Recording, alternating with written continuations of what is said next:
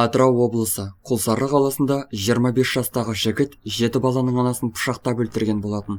Ол әйелге 900 мың теңге көлемінде несие алып берген.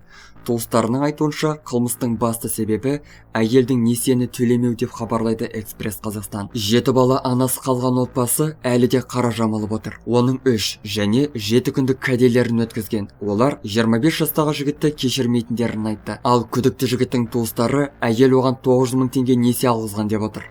Екеуінің арасында несие ғана емес, қызғаныш та болды ма білмеймін. Інімнің әйелді өлтіргеніне сенбедім.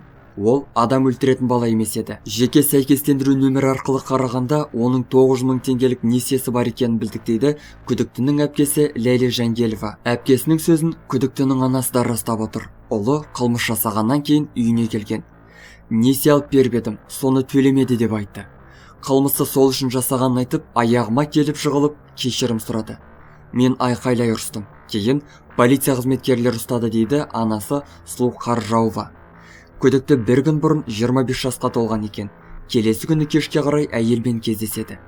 Қылмыс болатын күні әйел жұмыстан кеш шыққан. Кейін оны әкімдік ғимаратының жанында өлтіріп кетеді. Оның денесін кездейсоқ тұрғындар тауып алып полицияға хабар берген.